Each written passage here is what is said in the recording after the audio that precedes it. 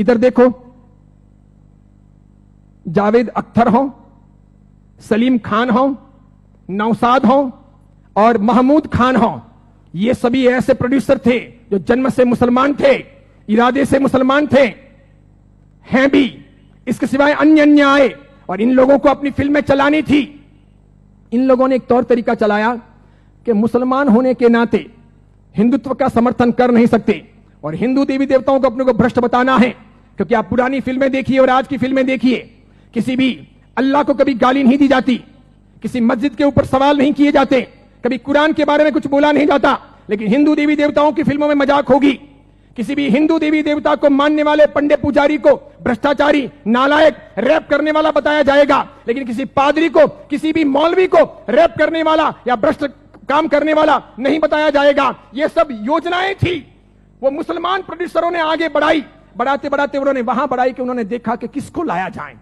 तब उन लोगों को साईं बाबा को लाना ठीक लगा कि ये है तो मुसलमान लेकिन हिंदुओं के बीच में खप जाएगा, है मुसलमान हिंदुओं के बीच में बिक भी जाएगा, है मुसलमान हिंदू मुस्लिम के बीच में अपना रास्ता अच्छा सा तय करवा देगा। तो पहली आई 1977 में फिल्म अमर अकबर एंथोनी। ऋषि कपूर ने उसमें इस साईं बाबा के नाम पर एक लाजवाब गीत गाया, हाथों हाथ वो बिका। फिल्म बहुत चली। देखो आप, फिल्म हिट हुई, बाबा भी हिट हो गए। फिल्म हिट हुई, बाबा भी हिट हो गए। मुझे यह बताओ, साईं बाबा का कौन सा धर्म ग्रंथ है? उन्होंने अपनी जिंदगी में, ये चांद मियां ने जो 8 साल तक जेल रहे, पिताजी के लिए जासूसी का काम किया, अंग्रेजों के हाथों बिके, झांसी की रानी लक्ष्मीबाई को मरवाने में जिसकी भूमिका रही, मराठाओं को बदनाम करने के लिए उसने बहुत काम किया, मराठाओं के स्वाभिमान को तोड़ने के लिए उसने बहुत काम किए, बहुत काम किए। क्योंकि मराठा एकदम पक्के कट्टर हिंदुत्ववादी, उन्हें यह मंजूर नहीं था, तो उनके स्वाभिमान को ठेस पहुंचाने के लिए उसने बहुत काम किए। और उस आदमी को रातों रात साईं बाबा बना दिया गया, महिमा मंडित कर दिया गया। कैसी जोरदार ये सेल्स पॉलिसी थी, हाथों हाथ बाजार में बिके। कैसे बिके कि जब पहली बार 1918 में इन्होंने समाधि ली, तो 1918, 1919, 1920, 1921, 1922 का ऑडिट देखिए तो इनके शिरडी के साईं बाबा मंदिर का ऑडिट का आमदनी का स्रोत है 1800 रुपए, 2000 रुपए, 2500 रुपए, आखिर में है 3200 रुपए।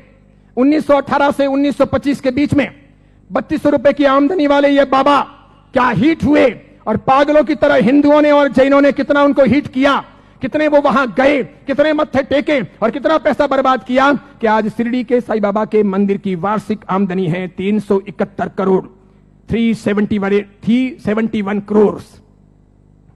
वहां मुसलमान जाने वाले 5% भी नहीं, वहां जाने वाले मुसलमान 5% भी नहीं, और जाने वाले हिंदू और जैन 95%, पैसे खर्च करने वाले अधिकांश 95%। मुझे बताइए, हिंदू धर्म के कौन से ग्रंथ में इनके बारे में क्या लिखा है? उपनिषदों में, वेदों में, महाभारत में, रामायण में, उसके बाद के किसी साहित्य में कि कभी शिरडी के साईं बाबा होंगे या हुए हैं, या वो फरिश्ते हैं, वो कोई अवतारी हैं, वो कोई हिंदू देवी देवता हैं? बिल्कुल नहीं। लेकिन हिंदू धर्म को भ्रष्ट करने, उनको बहलाने फुसलाने के लिए काम किया गया और ये सफल हो गया, सफल हो गया। हाथों हाथ ये बिक गए। आज तो देखिए, आज हिंदुस्तान के अधिकांश हिंदू मंदिरों में हिंदुओं के देवी देवता छोटे हो गए हैं, साईं बाबा बड़े हो गए हैं। हिंदुओं के देवी देवता साइड में हो गए हैं, साईं बाबा प्रमुख हो गए हैं। हिंदुओं के देवी देवता कम कमाऊ हो गए हैं, साईं बाबा अधिक कमाऊ हो गए हैं। जिसको भी अपनी दुकानदारी चलानी हो और भगवानों के नाम पर, देवी देवताओं के नाम पर पैसा कमाना हो, साईं बाबा की मूर्ति ला दो, आप भी प्रयोग कर सकते हो।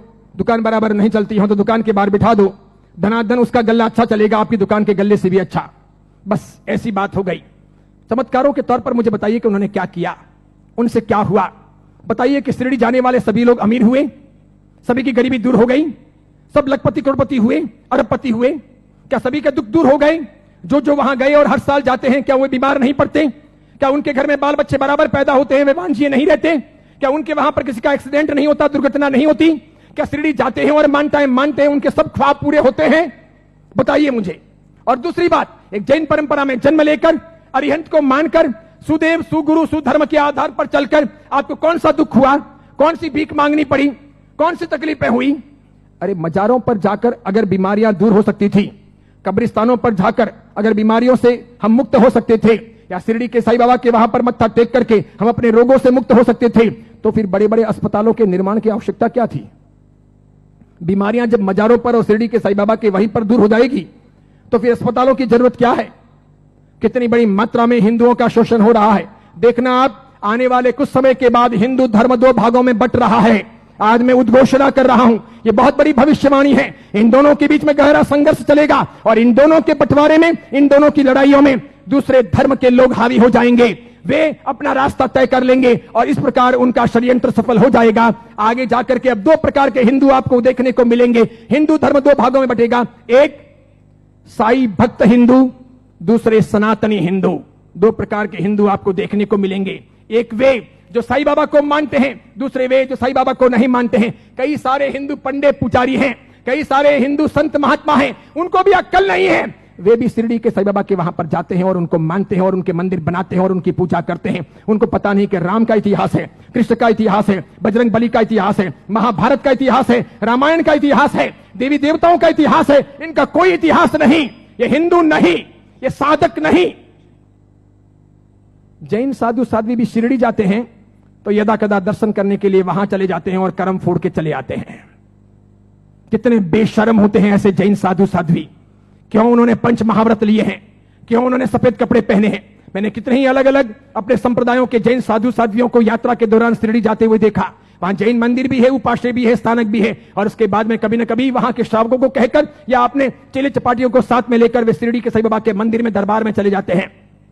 जिस इंसान ने बलात्कार किया हो, डकैतियां की हो, चीना झपटी की हो, जिसने झांसी की रानी को मरवाया हो, जिसने हिंदुत्व का नाश किया हो, जिसका ऐसा कामकाज रहा हो, उसको रातों रात फरिश्ता बनाया गया हो और उसे हम पूजे। ये कौन से देवी देवता हुए, ये कौन सा चमत्कार हुआ, ये क्या क्या साधना के उच्चतम बिंदु हुए। बताइए, आदर्श कहां है, नैतिकता कहां है, योग्यता कहां है। बहुत सारे लोग ख्वाजा मोइनुद्दीन चिश्ती की दरगाह पर जाते हैं,